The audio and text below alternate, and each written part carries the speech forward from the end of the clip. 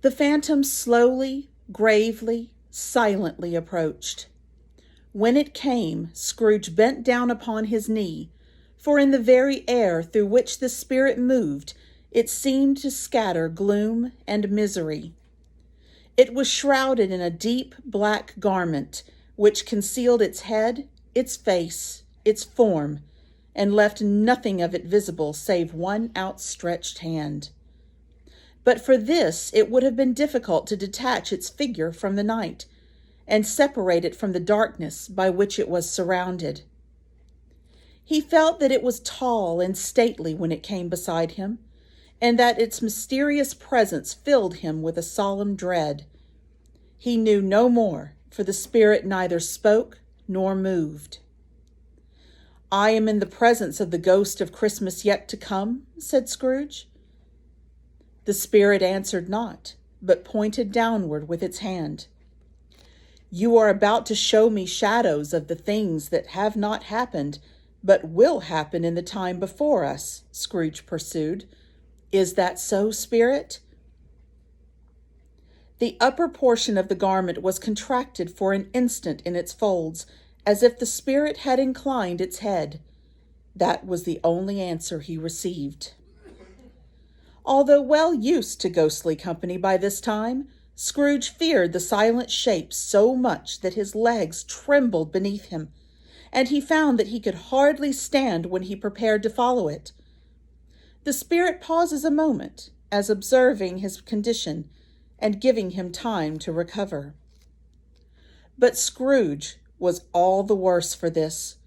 It thrilled him with a vague, uncertain horror to know that behind the dusky shroud there were ghostly eyes intently fixed upon him, while he, though he stretched his own to the utmost, could see nothing but a spectral hand and one great heap of black.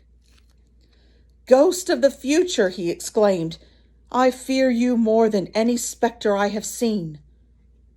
But as I know your purpose is to do me good, and as I hope to live to be another man from what I was, I am prepared to bear you company, and do it with a thankful heart. Will you not speak to me?" It gave him no reply. The hand was pointed straight before them. "Lead on," said Scrooge. "Lead on. The night is waning fast, and it is precious time to me, I know. Lead on, spirit." The phantom moved away as it had come towards him. Scrooge followed in the shadow of its dress, which bore him up, he thought, and carried him along. They scarcely seemed to enter the city, for the city rather seemed to spring up about them, and encompass them of its own act. But there they were, in the heart of it, on 'change, amongst the merchants, who hurried up and down, and chinked the money in their pockets, and conversed in groups, and looked at their watches, and trifled thoughtfully with their great gold seals, and so forth, as Scrooge had seen them often. The spirit stopped beside one little knot of businessmen. Observing that the hand was pointed to them, Scrooge advanced to listen to their talk. "No," said a great fat man with a monstrous chin. "I don't know much about it either way. I only know he's dead." "When did he die?" inquired another. "Last night, I believe." "Why, what was the matter with him?" asked the third, taking a vast quantity of snuff out of a very large snuff-box. "I thought he'd never die."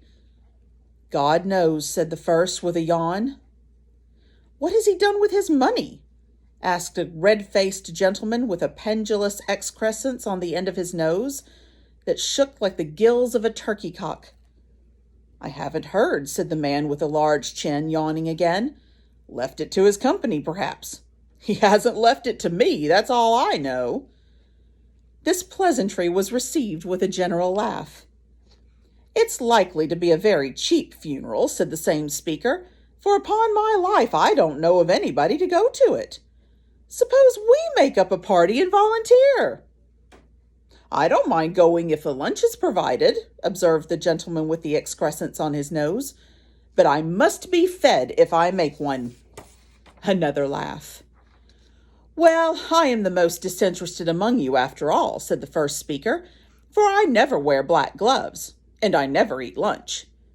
But I'll offer to go if anybody else will. When I come to think of it, I'm not at all sure that I wasn't his most particular friend, for we used to stop and speak whenever we met. Bye-bye." Speakers and listeners strolled away and mixed with other groups. Scrooge knew the men and looked towards the spirit for an explanation. The phantom glided on into a street. Its finger pointed to two persons meeting. Scrooge listened again, thinking that the explanation might lie here. He knew these men also, perfectly. They were men of a business, very wealthy, and of great importance. He had made a point of always standing well in their esteem, in a business point of view, that is, strictly in a business point of view. "How are you?" said one. "How are you?" returned the other. "Well," said the first, "Old Scratch has got his own at last, eh?" "So I am told," returned the second. "Cold, isn't it?" "Seasonable for Christmas time. You're not a skater, I suppose?" No, something else to think of. Good morning." Not another word. That was their meeting, their conversation, and their parting. Scrooge was at first inclined to be surprised that the spirit should attach importance to conversations apparently so trivial, but feeling assured that they must have some hidden purpose, he set himself to consider what it was likely to be. They could scarcely be supposed to have any bearing on the death of Jacob, his old partner, for that was past, and this ghost's province was the future. Nor could he think of anyone immediately connected with himself to whom he could apply them. But nothing doubting that to whomsoever they applied, they had some latent moral for his own improvement, he resolved to treasure up every word he heard and everything he saw, and especially to observe the shadow of himself when it appeared. For he had an expectation that the conduct of his future self would give him the clue he missed, and would render the solution of these riddles easy. He looked about in that very place for his own image, but another man stood in his accustomed corner, and though the clock pointed to his usual time of day for being there, he saw no likeness of himself among the multitudes that poured in through the porch. It gave him little surprise, however, for he had been revolving in his mind a change of life, and thought he hoped he saw his newborn resolutions carried out in this. Quiet and dark, beside him stood the phantom, with its outstretched hand. When he roused himself from his thoughtful quest, he fancied from the turn of the hand, and its situation in reference to himself, that the unseen eyes were looking at him keenly. It made him shudder and feel very cold. They left the busy scene and went into an obscure part of the town where Scrooge had never penetrated before, although he recognized its situation and its bad repute. The ways were foul and narrow, the shops and houses wretched, the people half naked, drunken, slipshod, ugly.